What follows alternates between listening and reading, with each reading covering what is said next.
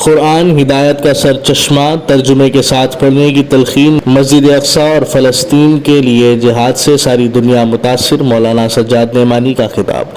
معروف عالم دین مولانا خلیل الرحمن سجاد نعمانی ندوی نے کہا کہ جس قوم کے نوجوان سنجیدہ اور باشعور ہو جاتے ہیں اور قوم کے لیے بامقصد زندگی گزارتے ہیں تو دنیا کی کوئی طاقت انہیں ذلیل نہیں کر سکتی۔ رسول اکرم صلی اللہ علیہ وسلم نے فرمایا کہ انہیں اپنے نوجوان ساتھیوں کی ہمت کی وجہ سے کامیابی ملتی تھی۔ قوم کو ایسے باکردار نوجوانوں کی ضرورت ہے۔ موجودہ دور کے نوجوان صرف یوں ہی زندگی گزارتے ہیں۔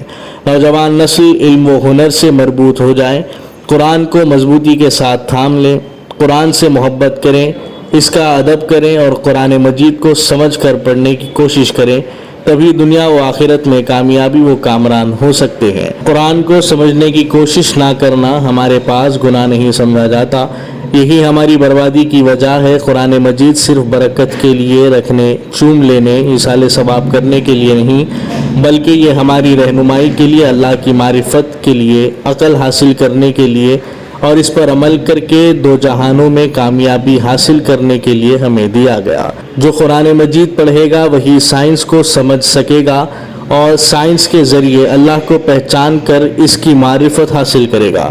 مولانا خلیل الرحمن سجاد نعمانی نے بعد نماز جمعہ مسجد عالمگیر گوٹلہ بیگم پیٹ حیدرآباد میں اپنے خطاب میں ان خیالات کا اظہار کیا۔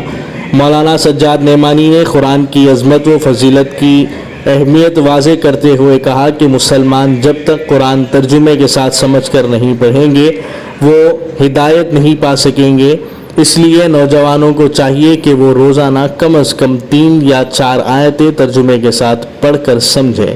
انہوں نے کہا کہ قرآن علم، عقل، معرفت اور رہنمائی کی کتاب ہے جس سے انسان کے اندر یقین و اعتماد پیدا ہوتا ہے۔ انہوں نے نوجوانوں کو عصری تعلیم کے سلسلے میں ان کی توجہ کا تذکرہ کرتے ہوئے ترغیب دی کہ جب تک وہ کسی بھی شعبے میں آدھی ادھوری تعلیم حاصل کریں گے وہ ترقی کے میدان میں پیچھے رہیں گے۔ انہوں نے پیشہ وارانہ تعلیم حاصل کرنے والے نوجوانوں سے کہا کہ وہ انفارمیشن اور ٹیکنالوجی میں ایسے راستے تلاش کریں جس کے ذریعے اسلام اور انسانی برادری کی خدمت کر سکیں۔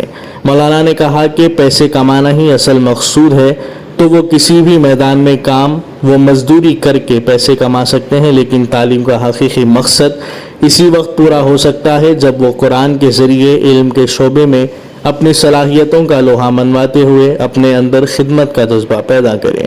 مولانا نے اس موقع پر فلسطینی نوجوانوں کے عزم اور ہمت و حوصلے کی تعریف کرتے ہوئے ہمارے ملک کے نوجوانوں کو ان کی تقلید کرنے کی تلقین کی۔